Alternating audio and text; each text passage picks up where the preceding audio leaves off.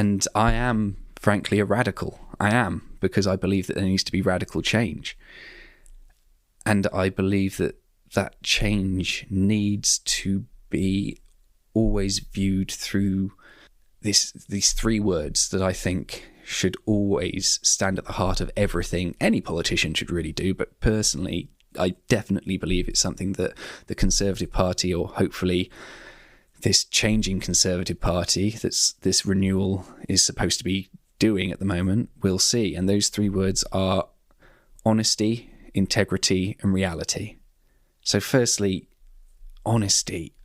Everyone is sick to death of career politicians who refuse to say yes or no on an issue, who you ask them about A and they say, oh, it's not really about A, it's actually about B. And you've heard what my opponent thinks about B? We should really be looking at C. Just answer the goddamn question. If you want the respect of the people, you have to give the people respect, and giving them a straight answer is the first basic step in that. It's the reason why parties like Reform are doing so well is because whether you agree or disagree with what they're saying, they give people a straight answer.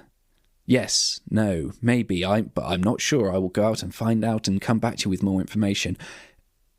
That is what the people deserve, not just what they need. It should be the bare minimum. And shying away from hard subjects because you're too afraid that it's, oh, well, I'm talking about this is going to upset some people, and really I want to remain popular to ensure that I get re-elected, so I'm not going to talk about it. That's an insult to the people you're supposed to be governing.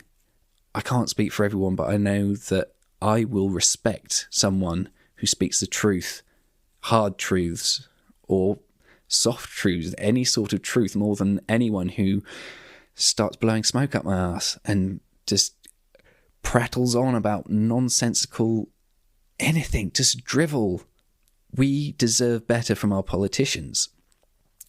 And that is why honesty is the first of the key principles that I would say are at the heart of being a backbone Conservative. So the next one's integrity, and this links with that. And we've seen particularly over the last couple of weeks with the whole Mandelson scandal that what everyone's idea of what politicians are, oh, they're all slimy, backstabbing, oh, look at them. Well, a lot of the time, yeah, that's true. Absolutely, well-founded. And why? Because of complete lack of integrity. It's funny because I've never been a fan of Margaret Thatcher. A lot of what she did, destroying the nationalisation of something like BP, one of the most profitable companies in the world. Oh, we'll sell that off. Yeah, that's not clever. But the one thing that you can say about Thatcher was that she had integrity. She believed what she believed. She stuck to her guns. And even when it was unpopular, she stuck with it. And sometimes it worked. I mean, what was it, between 15 and 20% inflation before she came in? And then she was harsh.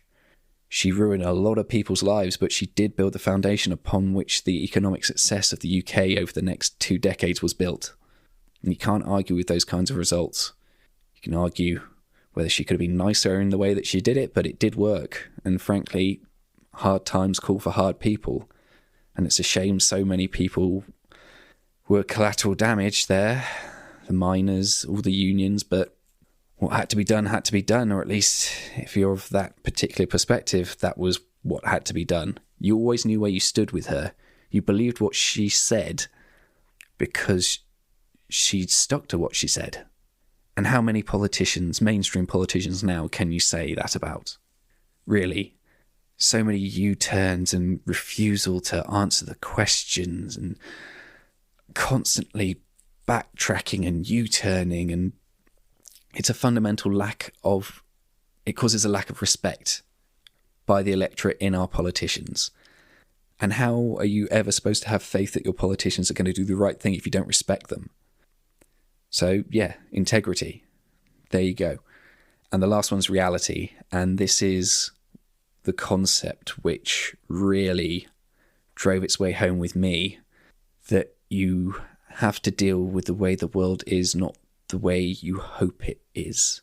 That the idealized version of how you really wish the world was and how people treated each other and how we acted as human beings is probably not the way we're actually going to do it. And acting as if we live in that wonderful, bountiful utopia is only going to result in poor decisions that don't take into account the often cruel and crass nature of humanity, and certainly the unfeeling, uncaring nature of the world itself.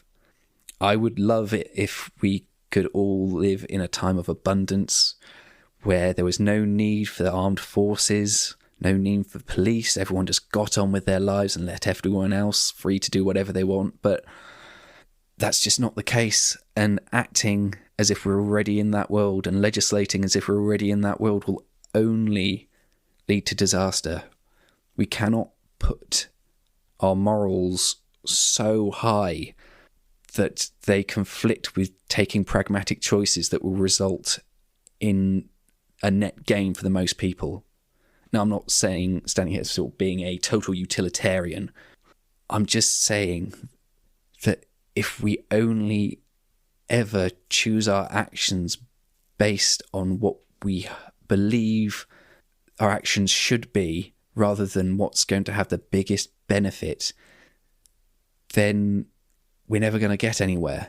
It's the difference between someone's house burning down and picking up a bucket and trying to put it out, even though you're going to get a bit burnt, or you could be left sat in the ashes with your head held high saying, oh, well, at least I was right.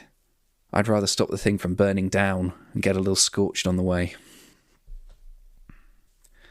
So that's what forms the foundation upon which my beliefs and, frankly, the common sense upon which a lot of people, if not the majority of people in this country's beliefs, are set.